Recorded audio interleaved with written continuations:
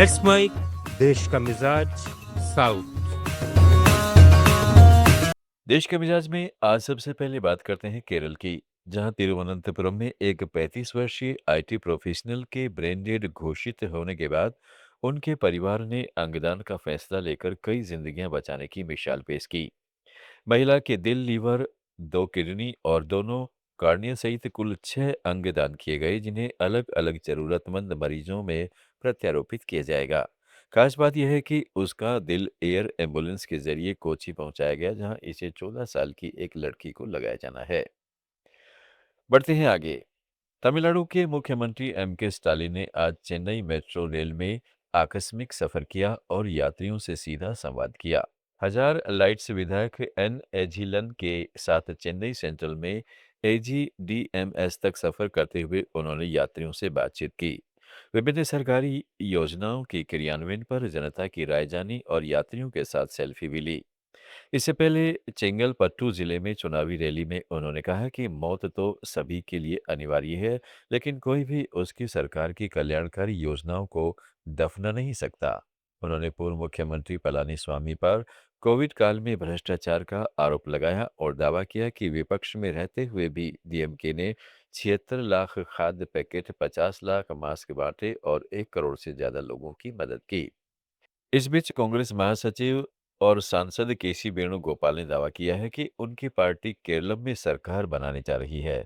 उन्होंने कहा केरलम में भाजपा वाले पैसे बांट रहे हैं। अगर केरलम पैसे बांटता तो वह राष्ट्रीय सुर्खी बन जाती। चुनाव आयोग और राष्ट्रीय मीडिया इस पर चुप हैं। वे पैसे बांट रहे हैं और सरकारी संस्थाओं का दुरुपयोग भी कर रहे हैं।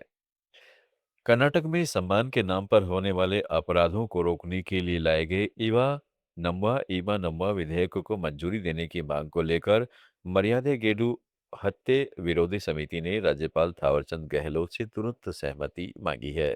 बेंगलुरु में प्रेस कॉन्फ्रेंस कर वकील मैत्रेयी कृष्ण ने कहा है कि विधानमंडल द्वारा पास यह बिल विवाह में पसंद की आज़ादी को संवैधानिक अधिकार मानता है और परंपरा के नाम पर हिंसा, धमकी या उत्पीड़न को अपराध घोषित करता है।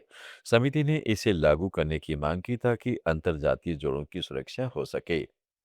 वरिष्ठ पत्रकार और साहित्यकार नाडोजा एस आर रामास्वामी का 88 साल की उम्र में आज बेंगलुरु में निधन हो गया।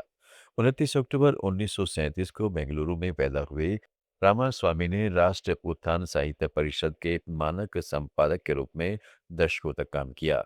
उन्होंने 50 से ज्यादा किताबें लिखी, पर्यावरण संरक्षण और ग्रामीण विकास के लिए संघर्ष किया तथा नाडोजा राज्योत्सव सहित कई पुरस्कार प्राप्त किए।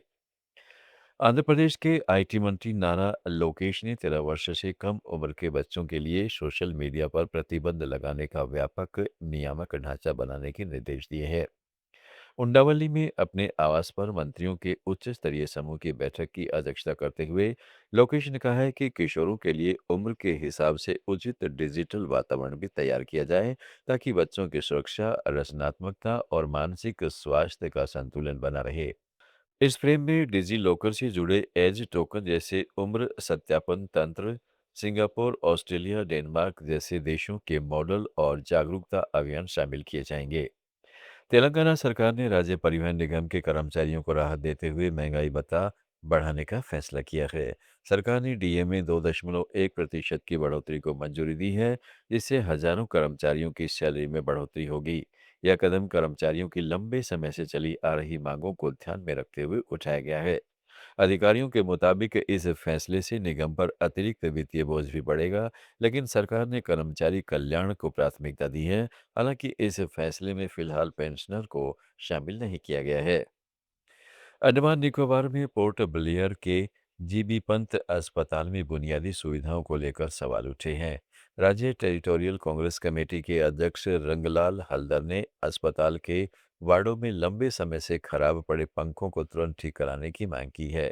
उनका कहना है कि भीषण गर्मी के बीच वेंटिलेशन की कमी से मरीजों और उनके परिजनों को गंभीर दिक्कतों का सामना करना पड़ रहा है।